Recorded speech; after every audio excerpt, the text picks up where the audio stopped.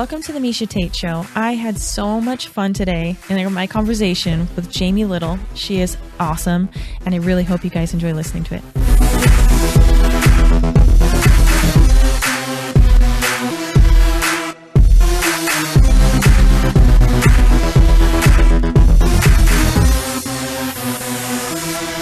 So I am so excited for my first guest. She is a Fox reporter for NASCAR, a mommy, a wife, and an animal lover. So welcome to the podcast, Jamie Little. How are you? Thank you. It's so exciting to be here that you're starting this. I think it's fantastic. I'm really honestly very excited. I'm very fortunate that I have Lacey Urcioli and so the Cerrone show to be guiding me. I was on their podcast, and they were fortunate enough to kind of baby me through all of this. So a big thank you to them. But I'm excited to be launching my own podcast, and want to thank you for being here as my first guest. Absolutely. I just think it's a great idea to let all your fans into your world and kind of hear you talk about different things. As a reporter in NASCAR, NASCAR stars, people just worship them and they relate to them in ways. And the more that they can get them away from the track and understand what they're all about, I think the better and the more their fan base grows. So it's just fun for people to get to hear people like you in this kind of setting. Absolutely. I couldn't agree more. And I'm really excited to let my fans in and let them see another side. So if you're listening, thank you for that. I'm really excited to share with you everything that Miesha Tate is about. And I just want to talk to cool people. So awesome. Quote unquote, you are cool, Jamie. Yes, I guess I'm the first cool person. You are. Miesha You're Tate. the That's first so cool person. So I brought you on here. I guess the first reason I suppose we can talk about is you are an animal lover and I'm an animal lover. And I just think it's really cool that you reached out to me and you wanted me to be a part of the 2016 calendar that's promoting the Adoption Center and an animal charity, and such a good cause. And it really warmed my heart to be able to be a part of it. I was for the month of July. If any of you are interested in checking this calendar out, I'll let you kind of talk about it a little bit, Jamie, and what directed you to want to launch something like that. Yeah, it was. It's just kind of my passion project, as I've been calling it. My NASCAR season, the season lasts all year long. It seems like we race forever and it never ends. But Fox's broadcasts end in the middle of the summer. And that was new to me because I was with ESPN before for 11 years. That's a long time. Yeah. So 8 years I covered NASCAR and I was on the road every weekend for the entire year. So I switched over to Fox this year and suddenly we're finished covering racing, the July 1st. So I thought, all right, I know I have a lot on my plate already, but I'm going to have some free time. So I need to do something I've always wanted to do. And I never had the time. So that was volunteer in some capacity with the animals. So my agent actually in New York hooked me up with the Animal Foundation in Las Vegas. Living here, I can't believe I never knew about them or heard about them. So I went in for a meeting the day after my last race and just said, I want to volunteer and tell me what I can do. And literally 2 weeks into it, I said, I need to do something bigger. I want to use my name maybe in racing to do things that are good for animals. And that's so awesome. That's what I love is to give animals a voice that they don't have. They can't speak for themselves. So I feel like someone like you taking on such a project like that is so awesome and so heartwarming, and it's inspiring for me. And that's why I was really excited to have you on the show and really, really excited to be a part of the project. I think it's amazing. And I was so fortunate to get you in the project. I'd never done something like this. I just said, okay, you and I both, you get asked to do a lot of charity events, but you're doing them for other people, which is fine. But to take it upon yourself to do it, I was just like, well, let's go for it and see what happens. No idea what it's going to cost or how we're going to do it. I got my photographer in there. She did every single shoot. We did 14 shoots for no cost. And we featured shelter dogs like the day of the shoot. The day of your shoot, I went in and picked a dog like that I had in mind, something, I wanted a big pit bull or some kind of big dog for you. And I found this American bulldog, Crixus, and he was a deaf dog, and he was like, what was he, 4 years old? Yeah. And you were so great with him. The picture turned out beautiful. Oh, he was really cute. He was definitely more interested in the food than he was me. So it was like, hey, here's the food, and it's funny because you mentioned he was deaf, but I couldn't help but still like talk to him. Yeah. Even though I knew he couldn't hear me, I still just naturally, I'm so used to talking to animals, and he was deaf. So it was interesting to see the different kind of interaction, so I was really happy to hear that he got adopted. Yes. He got adopted by a veteran that's suffering from post-traumatic stress. So he's going to be a comfort dog, and the foundation, God bless them. They've been so great through this whole process. They sent me a picture of the guy with the dog when they checked out. They're like, hold on, we got to get a picture and send it to Jamie. And so I'm happy to say that every animal in the calendar was adopted. So amazing. Yes, all shelter animals and all the celebrities. We had Carrot Top in there, Wayne Newton posed, Carrie Hart, Brendan Gaughan. We had all different people from Vegas. I just wanted it to be authentic, and they all posed happily, and they were all dog lovers like you. That's so great. That's really amazing. So let's switch gears a little bit. Let's talk about you and how you got your start in all of this. So I was doing a little bit of research, a little stalker status. I was on your website. I was on your Twitter. And now you have an Instagram. Woo-woo. Yeah, yay me. Finally. Yay, finally. I remember talking to you just the other week. You had your, the launch of the calendar, and I was there for that party. And you were like, I was like, can I tag you on Instagram? And you're like, I don't have one. I'm like, why not? Exactly. I love pictures. So I know it was the perfect thing. And I kept the last 3 years, I cover X Games in Aspen every winter. And of course, Instagram is huge with the X Gamers, the young generation. They're like, you got to sign up. You got to sign up. So I signed up like 2 years ago with an account, but I never did it because I was scared. I didn't want to start over again. So right. So you went to school for journalism. I did. I went to San Diego State. So you kind of knew that this was the career path that you wanted to go. Have you always had an interest in racing particularly? I have. I was just a tomboy. I'm sure you could relate. I was raised by a single mom in Lake Tahoe. And when you're raised in the mountains, you grow up outside. And I rode horses and I hung out with the boys. And I just loved anything with a motor. I just gravitated toward it. And so you do ride? I do ride, yes. Okay. I don't have dirt bikes right now. I need to get them. Now that I'm a mom, I'm like, I'm a hypocrite. I have dirt bikes here. I'd love to go riding. Yeah. Oh my gosh. Yeah, there's some great places. Yeah. So my boyfriend, Brian Garraway, he grew up racing. He actually used to race a little bit with like Ryan Villapoto, way back in the day. Yeah, they're both from the Northwest. So yeah, and then he switched careers obviously to more of the fighting, but he still loves to get out there and ride. And so we have dirt bikes here in Vegas and we have dirt bikes in Washington too. So he just makes sure that both bases are covered because we have a home in both places. So we've been out to the track up north and just been having a lot of fun doing that, honestly. So if you want to go out and ride sometime. Let's go. Okay. We'll document it. I haven't ridden in a few years, but I used to love riding out here at Prim. I had Can you jump? Bikes. A little bit, especially now that good. I'm like, not so much anymore. I'm just barely learning. So when I first got on the dirt bike, I want to say I've been riding maybe 15 times now. So still learning, but I'm an athlete. So I'm like, hey, I think I can do a little bit more. And I'm sure one of these days I'm going to shoot myself in the foot and probably wreck and hurt myself. But I never thought that I'd want to leave the ground. I was so scared with that idea. Like, I just want to stay on the ground. I don't know. I don't want to be a bird. I want to go flying through the air. Like, I'm perfectly content on this bike on the ground.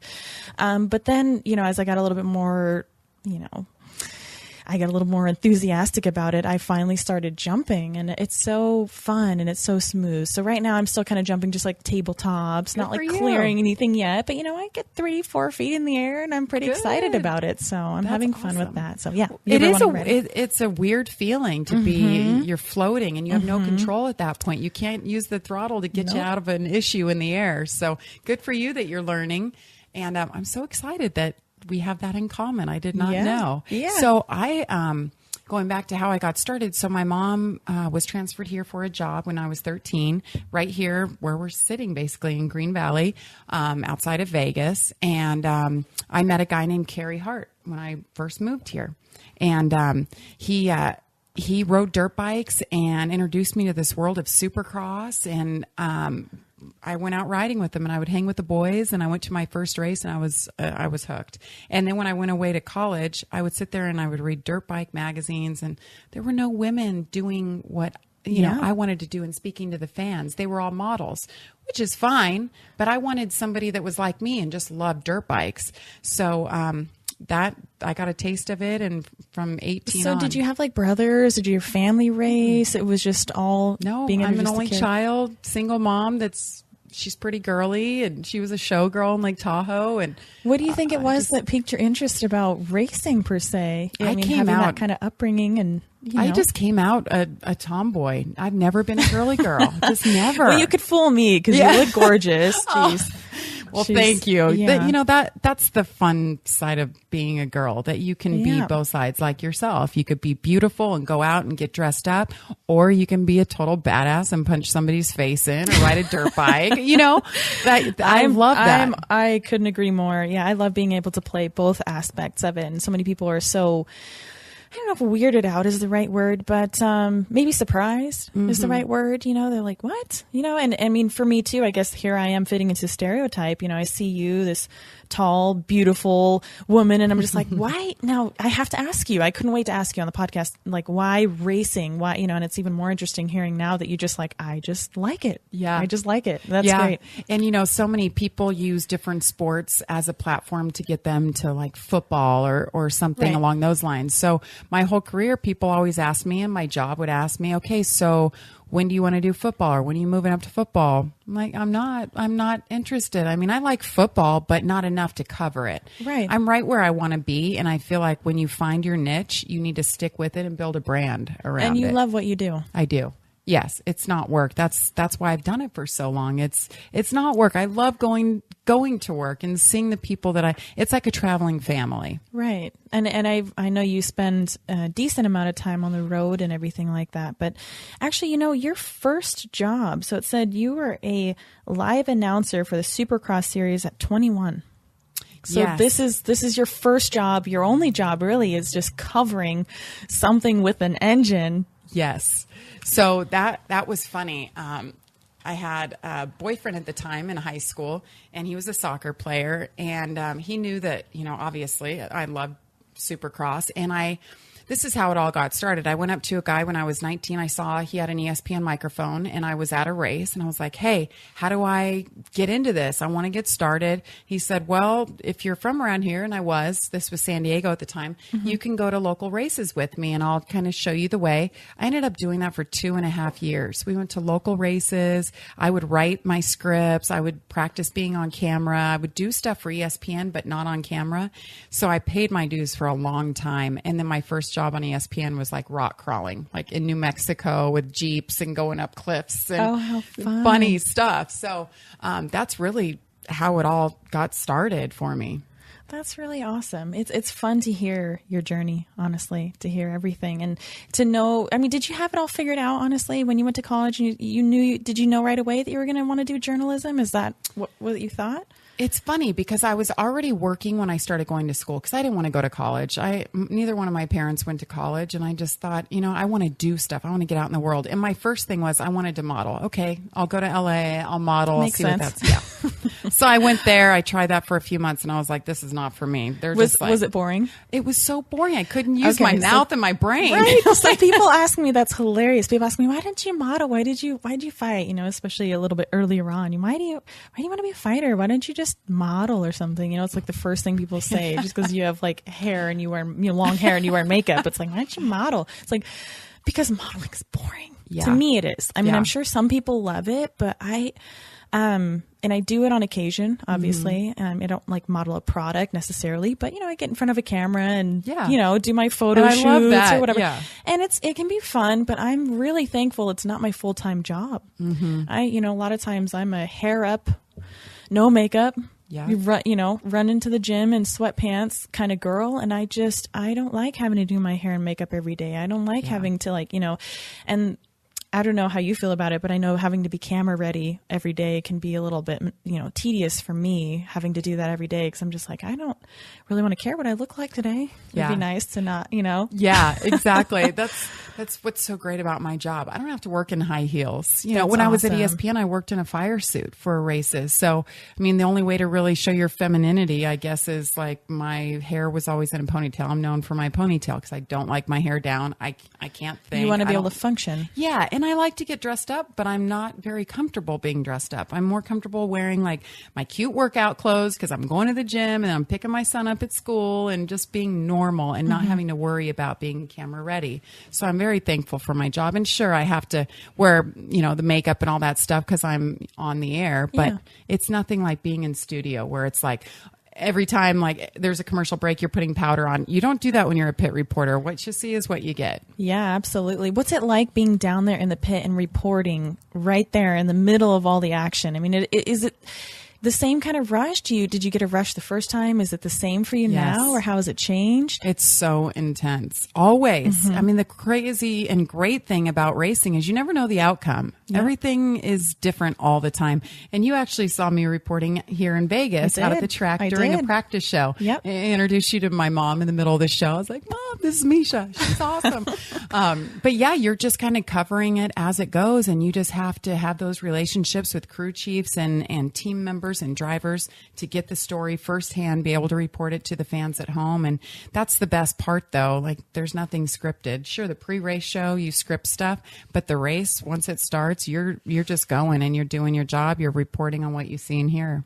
So how long did it take you to get comfortable feeling like you really knew the sport from the ins and outs? Because I feel like when I watch the races, now I've been following NASCAR for about 2 years. So I've been signed with KHI, Kevin Harvick Incorporated, Kevin Harvick Open, to give you a little background information if you're listening. Kevin Harvick started a sports management firm, and luckily I was signed by them. So I feel very fortunate, and I've been very blessed to work with them. But I really at the time did not, to be perfectly honest, I didn't follow NASCAR at all. I wouldn't say I was a fan, to be perfectly honest. I never watched it. I was kind of the typical person like, oh, they drive around left in a circle for, and 3 hours. Wait, a NASCAR driver wants to represent me? Like, how does that work? Oh my gosh. I saw that they managed Cowboy Cerrone. And Cowboy stuck out to me more than anybody else because of the different sponsors he had. He had like really big, awesome corporate sponsors. I mean, he had Budweiser. He had all these great sponsors. A lot of sponsors that Kevin Harvick has in racing. Exactly. So I kind of thought, that's interesting. And actually, I have to thank Brian again because he's really the one that pointed that out and was like, whoever's managing Cowboy, you need to try to sign with them. And wow. He did, and I was like, that's a great point. I mean, he looks like he's doing really well. He's not wearing the run-of-the-mill, not that there's anything wrong with that, but he was just so different. He stood out, and his sponsors were completely different than anything I had ever seen in MMA. We usually had all the MMA sponsors, which was, normal. So I remember Cowboy and I fought on the same card in Orlando. And I talked to him after the fight. We both won. And I said, who's managing you? And he said, Kevin Harvick and Josh Jones. Josh is, for those of you that don't know, hopefully I'll have Josh on soon. He's hilarious. He really does all the legwork for everything. He's the guy that makes everything happen behind the scenes. And he said, you got to talk to them because they're looking to sign a girl. So Cowboy said that. Cowboy Cerrone said, you got to talk to him. I said, okay, I will. And then me, not being the most organized person on the face of this planet, went home and I kind of was like, and I kind of forgot about it for a little bit. And Brian was like, kind of give me the like nudge with the elbow, like, hey, you got to call them, So I did. And I spoke to Josh and he said, we're thinking about signing this other girl, but, we're really interested in you. And it worked out. So I've been very, very fortunate.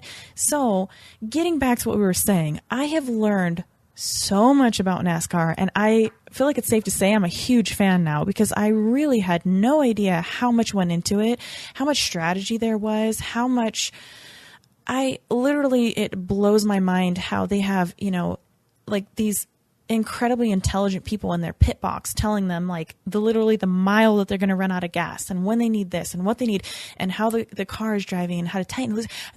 I could go on and on. So I don't want to bore anyone who's listening. I don't know if you're a fan of NASCAR or not, but I am a fan now. But I know that like I still feel like I want to know more about it because I get so nervous when I'm watching Kevin race because I'm like, what's going on? What does he mean the car is tight? Oh my gosh, is it going to be, what is going on with the shifter? He has to have his hand on it the whole time. I was like, is it going to be okay?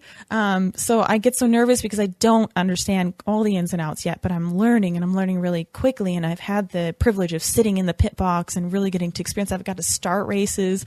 I mean, I love it, but I feel like there's so much for me to learn. learn. And I've been following it and trying to learn for 2 years. So I don't know how long it took you to really feel like you were able to know the ins and outs of it. I mean, did you study it really diligently, or? I did. And I came over, I covered Supercross and motocross for the first 4 years of my career, and then in X Games. And then I got moved up to the IndyCar series and covered my first Indy 500 in 2004.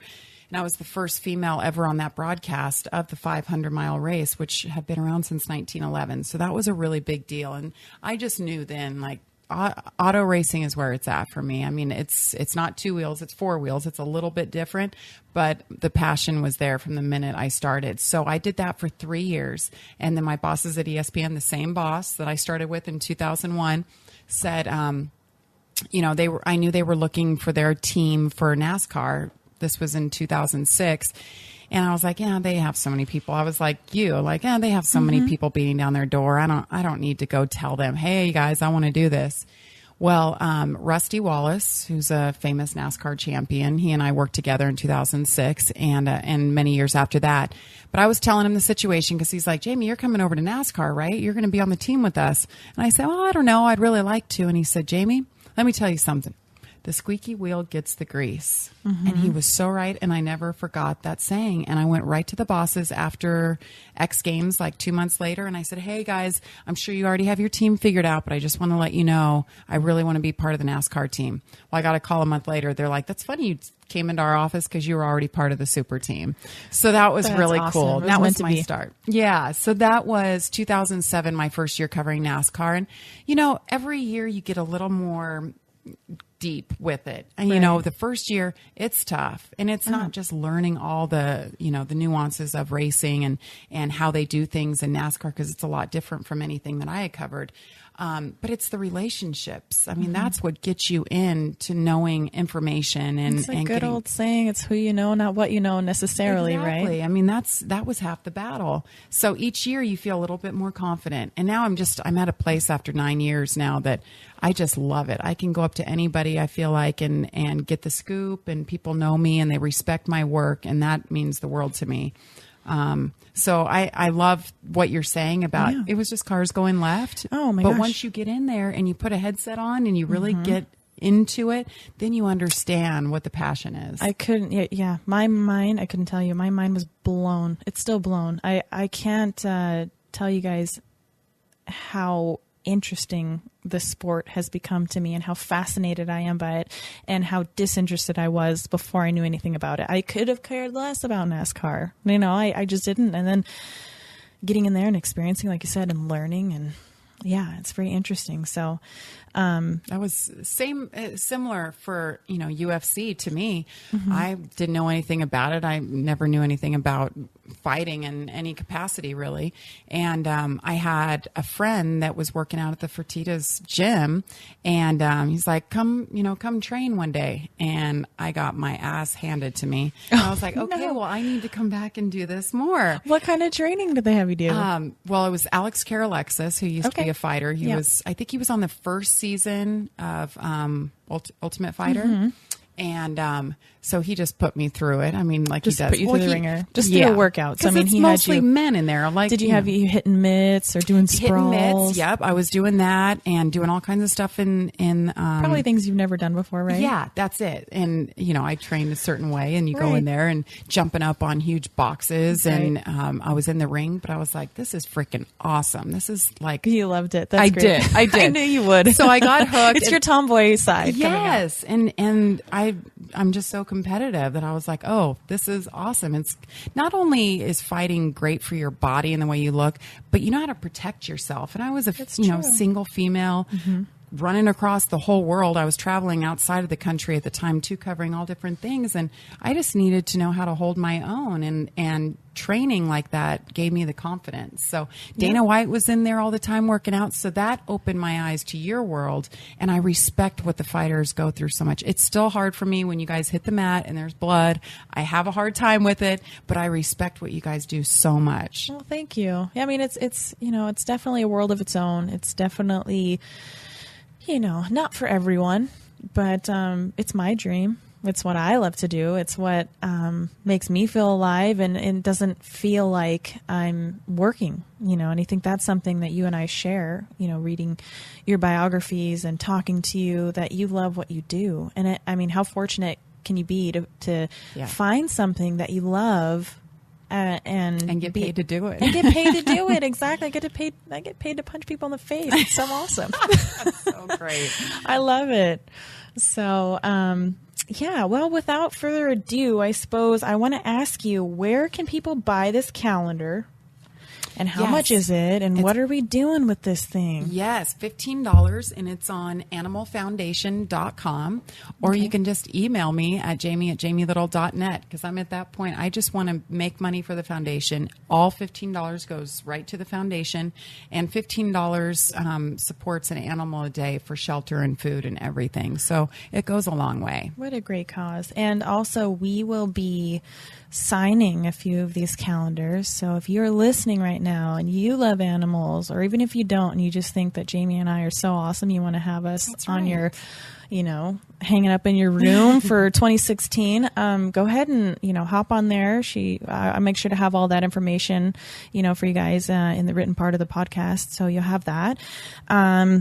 But yeah, it's a good cause. We're going to be signing some of these and auctioning them off, and all the funds are going to go to helping animals. They don't have a voice of their own. So being such a big animal lover, I like to help them out in any way that I can. So yeah. So thank you so much for being on the show. Thank you. And I really appreciate you opening up and sharing everything and a little bit about your story. And I really feel like I got to know you a little bit better. Yes. So. Now I can't wait to go to your next fight. That's awesome. I will be there. I'll be like, that's my girl. Have you been to a live event? I have. You have? Actually, in Charlotte is the only one that I went to. And I saw, who was fighting? Where's the overalls? I'm blanking on his name. Overalls. Not Cowboy. I love Cowboy too. Is it Big Country? Big Country. Was it Roy Nelson? It was Big Country, yes. Okay. That was him. He was fighting. And I was like all into it. Dana got us tickets, so we're right there next to the octagon. That's awesome. And just the hoopla. And I was so into it. And then this first fight, they hit the mat and there was blood everywhere. And I was like, God, I'm such a girl when it comes to blood. I'm such like a tomboy in Are every you that way. way with other people's blood or your own blood, or both? Both. Both? I Okay. cannot stand to see a needle or blood I'm just a wimp. Well, when it comes to that. Here, let me break it down for you this way. So this, I think, helps some people sometimes because for some reason it's human nature to think when someone's getting hurt, like to feel sorry for them, or like have some compassion. That's normal. But think about it this way, that there's no victims in our sport. We all sign up for it and we're excited to do it. We're like chomping at the bit, It's like for a race car driver getting behind that wheel or, getting in that race. It's like even though I know obviously blood and scary things happen for someone on the outside, but it's like we live for that. So it's like what we love. And even though sometimes we get hurt in there or bad things happen, it might help you to just remember that, they train their butt off to be in there and to be able to do whatever they can. And we're so, I guess, desensitized to that, that it's not really like it's like someone's getting beat up in the street that didn't ask for it. It's like we signed on the dotted line and we want to do this. We want to be in there. We want that chance to prevail through whatever anybody else can throw at us. So, I guess it's a different perspective to look at it, because I know sometimes for people, it's like, oh my gosh, they're hurt or blood, especially the women's mixed martial arts. I find that a lot of times that people have trouble seeing women get hit or seeing women get hurt. But I say, you know what? We trained so hard for this, and we're not, like a helpless victim or anything like that. We wanted to get in there. We wanted to do that. We wanted to test ourselves and see like what our full ability was. So if you can wrap your mind around that at all, it's a different mentality for women to be able to do that.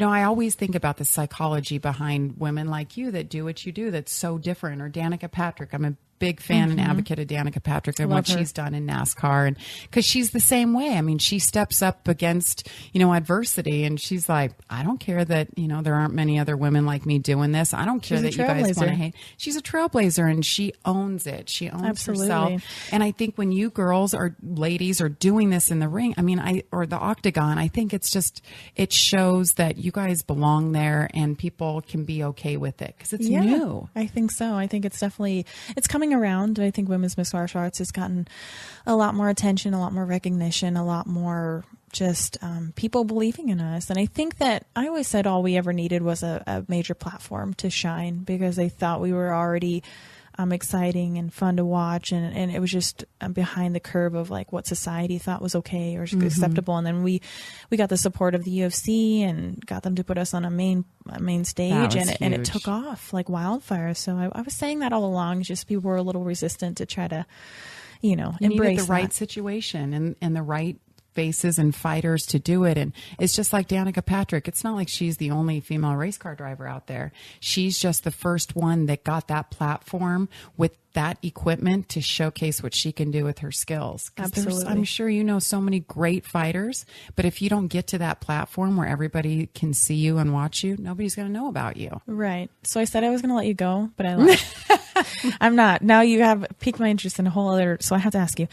So you went into journalism, but did you ever, seeing Danica now, do you ever look back and say like, I kind of wish I would have maybe went down that path, or what would it have been like? Do you ever think about that? Does that are you competitive? Do you have that? I'm very competitive. Okay. I've raced a little bit. I actually raced in this pro celebrity race in Long Beach, which is a very famous race for IndyCar. And it was amazing, 2008. And I was serious about it. And I talked, Kevin Harvick was one of them that I talked to about racing. I had to go to like 3 days of training. And I went out there and I battled till the last corner with a NASCAR truck champion, Mike Skinner, and I beat him. And I won the whole event. And I became the second woman to win it in 32 years. Oh and my it was gosh. the same day that Danica Patrick won her first and only IndyCar race in Japan. Women power. Yeah, it was. I love it. Well, I have to say it was the best day of my life until my son was born and the day I got married. Of course. But it was amazing. I'm very, very competitive, probably to a fault, but it's driven me to get where I am.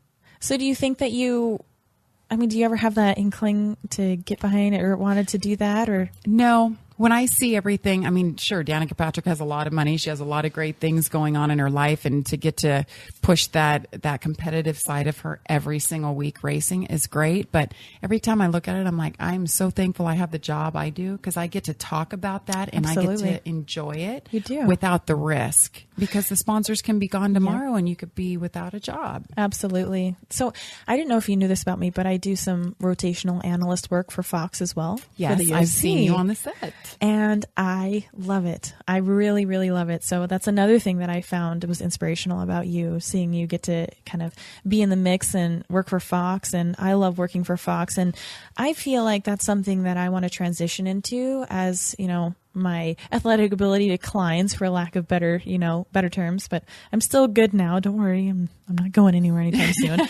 But you have to think, I do. down the line and in the future, like Kevin Harvick did with his management company. Exactly. He's not going to be a race car driver forever. No, nothing lasts forever. And, I'm not going to be a fighter forever, but I love working for Fox and I love MMA. I'm always going to love mixed martial arts. And even when I'm not competing, I want to find a way to stay involved, to stay a part of it and stay as close to it as I can, because I just love it with all my heart. I think that's I'm passionate fantastic. about it. You can't get a better analyst than somebody who's actually been there and fought the top females in the sport, and you can talk about it and you have those relationships. So I see that definitely being something great for you. And speaking of being in the studio as an analyst, you asked me, do I ever have those thoughts of like, I wish I maybe did this, or what if?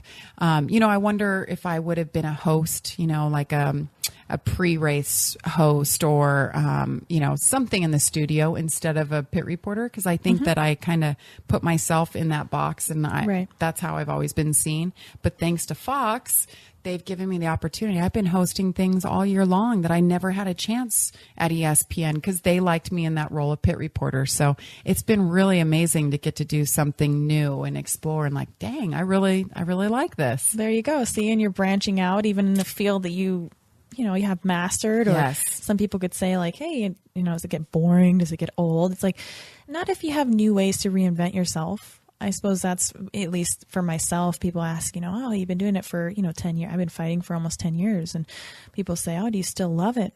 Yeah, but my relationship with mixed martial arts has changed, drastically. I still love it, but it's like any other relationship in your life. There's times when you love it, times when you hate it, times when you want to kill it, times when you don't want to show up for it. But at the end of the day, I really enjoy what I do and I love it. And I find new ways to stay in love with the sport. And I find ways to grow. That's so important, especially for younger people coming up, men or women. I used to say younger girls, but now, I mean, it's both. They look up to you. If you're good at what you do, they look up to you and they want to do what you do. And that's the advice I always have for like journalism students. Oh, I want to do what you do. And I say, well, first of all, if you want to be in television, you want to be a broadcaster, find something you're passionate about. It doesn't matter if it's snowboarding, if it's fighting, if it's racing. Find something that you're passionate about because it makes you better automatically and it makes your life so much easier. I am a big advocate of not chasing the paycheck, not chasing the money, because if you chase your passion, I promise you the money will come because you will be good at what you do. If you try to force something, I really believe this. If you try to force something that's not you and you take a job maybe that, I got to pay the bills. So, or I want to make a lot of money. So I'm going to take this job covering something you don't care about at all, or whatever your field is. It doesn't matter. You take something that you just don't enjoy. You're going to see it and you're going to feel it and you're going to, you might have that paycheck, but I mean, can you put a price on happiness? Yeah. No. And I think that with passion and you follow your heart, that you're going to get better money in the long run anyways, because you're going to grow and people are going to see that they're going to see that. They're going to be inspired by your passion. They're going to want to see more of you. They're going to want to see more of what you have to offer. And so I'm all about passion. I'm all about... It's one of my favorite words, motivation, passion. I'm all about it because it does, like you said, people want to pay you more money because people like people that are happy and passionate and know their craft instead of just somebody there as a talking head because they're getting a paycheck to be doing what they're doing. And God, what a difference it makes. It really does. Well, I think that's a perfect note to end on. Yes. Passion. Yes. I love it. So again, just thank you so much. And thank you for listening in. If you're listening to my first podcast, I really appreciate you. And I appreciate you, Jamie Little. So I will have Jamie's all of her information, her Twitter, her Facebook, her new Instagram. Yes. So make sure to show her some love on there. And also all of the information about how you can support Las Vegas to the Rescue Animal Foundation, how you can support animals, how you can contribute to a great cause and buy this calendar, or just make a donation. If you don't think we're that cool and you don't want us on your wall, that's fine too. But you can make a donation and we really appreciate it. So thank you again. And until next time. Thanks, Miesha. All right. It was fun. Thank you.